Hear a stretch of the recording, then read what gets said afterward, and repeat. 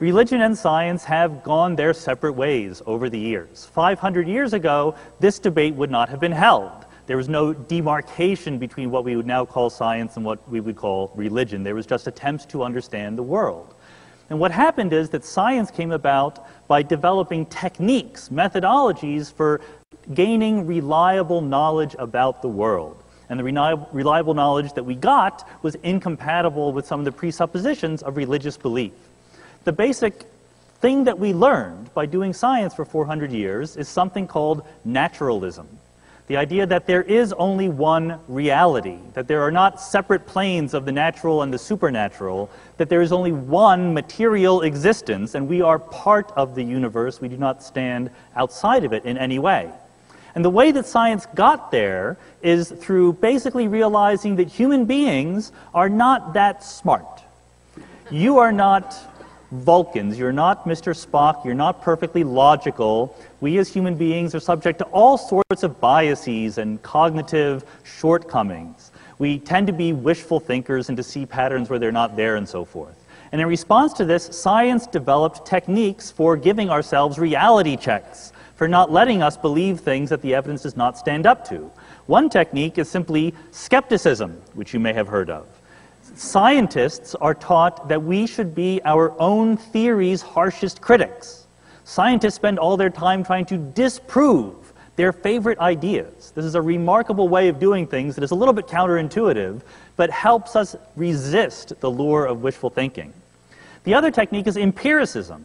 We realize that we are not smart enough to get true knowledge about the world just by thinking about it. We have to go out there and look at the world.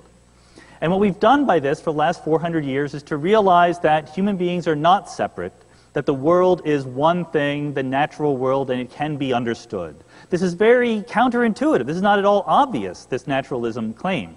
When you talk to a person, they have thoughts and feelings and responses. When you talk to a dead person, a corpse, I hate to be morbid here, but you don't get those same responses, those same thoughts and feelings. It's very natural, very commonsensical to think that a living person possesses something that a corpse does not. Some sort of spirit, some sort of animating soul or life force. But this idea, as it turns out, does not stand up to closer scrutiny. And a big step towards realizing this was made back in the 1600s by a remarkable woman named Princess Elizabeth of Bohemia. They made princesses differently back in the 17th century. Elizabeth carried on a years-long correspondence with René Descartes, who famously tried to develop a theory of mind-body dualism. And Elizabeth said, I don't understand what you're saying, because if you really believe that the mind is in a separate realm from the body, my mind makes a choice to lift my arm, but it's my body that does it. How does the immaterial mind that you say doesn't exist at a location in space, how does it act causally on the body? How does it interact with the stuff out of which you are made? And Descartes never came up with a reliable, believable response to this objection. Of course, these days, the objection is enormously stronger. We would say, you are made of atoms. You are made of cells, which are made of molecules, which are made of atoms, and as physicists, we know how atoms behave. The laws of physics governing the behavior of atoms are completely understood. You put an atom in a certain set of circumstances, if you tell me what those circumstances are, as a physicist, I will tell you what the atom will do. If you believe that the atoms that are inside your brain and your body act differently because they are in a living person than if they are in a rock or a crystal, then what you're saying is that the laws of physics are wrong, that they need to be altered because of the influence of a spirit or a soul or something like that. And that may be true. Science can't disprove that, but there is no evidence for it. And you get a much stronger explanatory framework by assuming that it's just atoms obeying the laws of physics. That kind of reasoning is a big step toward naturalism. Another big step also happened in the 1600s when Galileo came upon the idea of conservation of momentum. And you might say, why does conservation of momentum get in the way of my belief in the existence of God? But it does.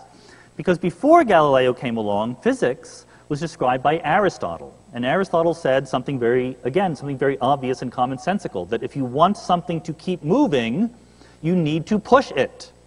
Things naturally come to rest, left to their own devices.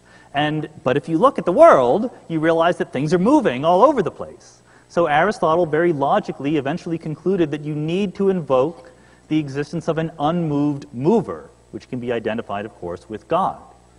But then, of course, Galileo comes along and says, actually, the natural behavior of matter is to keep moving at a constant velocity. Motion is perfectly natural. When things stop, it's because you are acting on them through friction or air resistance or dissipation. And then Isaac Newton comes along and builds an elaborate edifice of mechanics which explains the world beautifully in purely material principles. And it's very, very interesting. Once that happened, you realize that the prime mover argument doesn't work as well, and you can actually see a change in the theological literature of the time. Before Newton and Galileo, there was emphasis put on ideas of prime movers and first causes, arguments from cosmology and contingency, and so forth. After Newton and Galileo, the argument emphasized something else, the argument from design. People would say, well, sure, you can explain the planets moving, that's easy, but all of the life forms, the marvelous diversity of life here on Earth, that had to be made by some guiding external intelligence. In fact, in the 1700s, Immanuel Kant said, there will never be an Isaac Newton for a blade of grass. Then, of course, in the 1800s, we got an Isaac Newton for a blade of grass. His name was Charles Darwin. Darwin showed how material, matter all by itself, without guidance, without purpose, without an aim, just by the natural motion of ordinary things, can lead to the marvelous diversity of organic life that we see here on Earth. That was another huge step in the direction of naturalism. Now, of course, I could go on. We could talk about modern cosmology and the origin of the universe. We could talk about neuroscience and what consciousness is and so forth. But I don't want to do that right now. We can maybe talk about it later. But I don't want to do it right now basically because it's kind of boring. And the reason why it's kind of boring is because the argument is finished. The debate is over. We've come to a conclusion. Naturalism has won. If you go to any university physics department, listen to the talks they give or the papers they write. Go to any biology department, go to any neuroscience department, any philosophy department, people whose professional job it is to explain the world, to come up with explanatory frameworks that match what we see. No one mentions God. There's never an appeal to a supernatural realm by people whose job it is to explain what happens in the world. Everyone knows that the naturalist explanations are the ones that work. And yet, here we are. We're having a debate. Why are we having a debate? Because, clearly, religion speaks to people for reasons other than explaining what happens in the world. Most people who turn to religious belief do not do so because they think it provides the best theory of cosmology or biology. They turn to religious belief because it provides them with purpose and meaning in their lives, with a sense of right and wrong, with a community, with hope. So if we want to say that science has refuted religion, we need to say that science has something to say about those issues.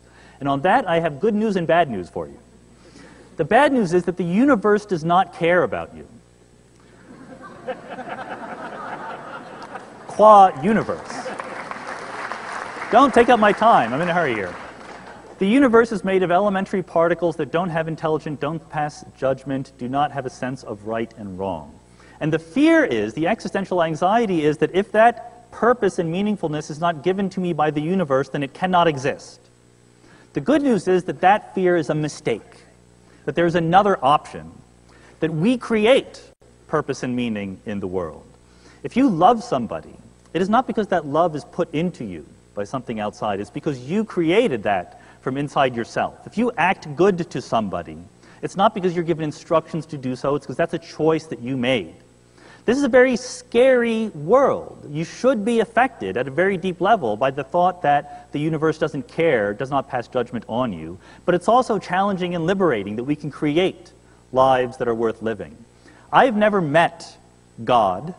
I've never met any spirits or any angels, but I've met human beings. Many of them are amazing people. And I truly believe that if we accept the universe for what it is, if we approach reality with an open mind and an open heart, then we can create lives very much worth living. Thank you.